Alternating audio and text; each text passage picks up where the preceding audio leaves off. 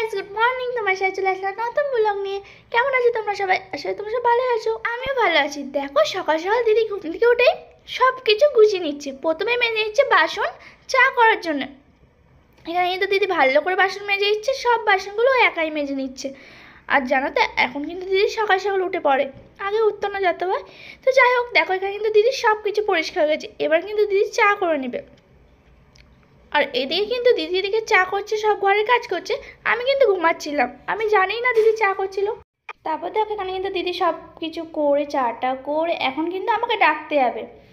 তা আমি তো কিছুতেই উঠছিলাম না ঘুম থেকে। আমি বলছি আমি উঠবো না, আমি চা ফা কিছু খাবো না, আমাকে ডাকিস না তো, ভালো লাগছে না। তো দিদি আমাকে জোর জবরদস্তি উঠালো, দিদি আর মা মেলে। তারপর দেখো আমি কিন্তু ঘুমটা কিন্তু এখনও কাটিনি, চায়ের কাপ নিয়ে বসেই আছি। আর বলছে খা রে খা। আমার কিন্তু ঘুমটা এখনও চোখে রয়েছে, মানে তাগিয়েছে এটুকুই যা, কিন্তু এখনও কিন্তু ঘুমটা আমার কাটিনি চোখ থেকে। তবে যাই হোক, এতবার দিদি বলে বলে বলে বলে তারপর একটু ঘুমটা কাটলো। বলে চাটা খা, ঘুমটা কেটে যাবে। তারপর আমি কিন্তু চাটা খেয়ে নিলাম।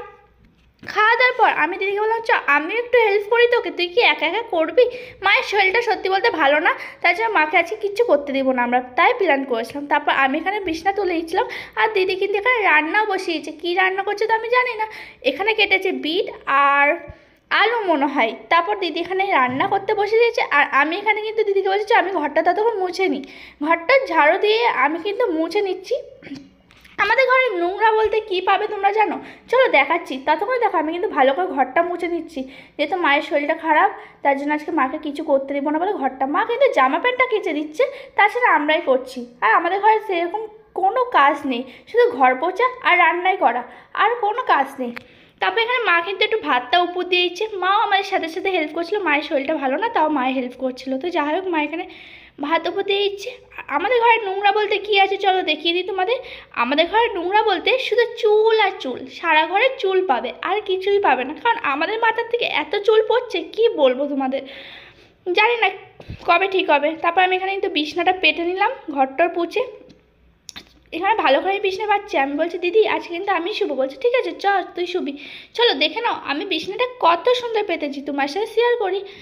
এই দেখো আমি বিছনাটা এত সুন্দর পেতেছি, আমি শুবো কিন্তু এখানে। তারপর কিন্তু আমি বিছনায় শুবো বলে পেতে নিয়েছি, আর এদিকে কিন্তু আমি স্নান করতে চলে যাবো। আর তার আগে আমি মাথায় তেল দিয়েছি, আর দিদিকে দেখো মা তেল দিয়েছে মাথায়। আমি দিদিকে বলছি দিদি তুই আমাকে উঠিয়ে তুই তেল দিতে বসে গেছিস। আর দিদির প্রচণ্ড চুল উঠছে, আমারও চুলটা উঠছে, জানি না কেন উঠছে, জলের কারণে নাকি না কিসের কারণে সেটা জানি না। তারপর স্নান টান করে এসে আমরা কিন্তু লাঞ্চ করতে বসে গেছি। লাঞ্চ টাঞ্চ করে শুয়ে পড়েছি। এখন কিন্তু একটু ঘুম দিয়ে নেবো, ঘুম থেকে উঠে তারপর দেখা যাবে কি করব। তো আমি দিদি মা সবাই কিন্তু একসাথেই শুয়ে আছি, মা কিন্তু ওই পাশে শুয়ে আছে, তাই দেখানো হলো না। তারপর দেখো আমরা ঘুম থেকে উঠে গেছি। ঘুম থেকে উঠে কিন্তু দিদি সকালে চা করেছে যেহেতু, সেই তো আমি এখন বিকালে চা করে এনেছি। আমি আগে কিন্তু চা করতে পারতাম না, দুধ চা, বিশ্বাস করে এখন কিন্তু আমি শিখে গেছি দুধ চা করতে, আর কিছু কিছু কাজও শিখে গেছি। তারপর দিদি চাটা খেয়ে মা এখানে কিন্তু সব চায়ের বাসনগুলো মেজে নিচ্ছে, আর যা যা বাসন ছিল সেগুলো মেজে নিচ্ছে। সেরকম কিছুই বাসন থাকে না, শুধু চায়ের বাসনগুলো মেজে নিচ্ছে।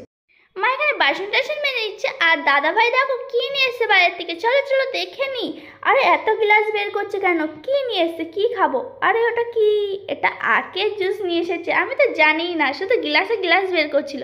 এখন কিন্তু আমি আখের জুস খেয়ে নিবো। হ্যাঁ চলো ফ্রেন্ড, তাহলে আমি ভিডিওটা এখানেই শেষ করছি। কেমন লাগলো আমাদের ব্লগটা অবশ্যই কমেন্ট করবো। Bye bye, love you. Next video দেখা হচ্ছে, বাই।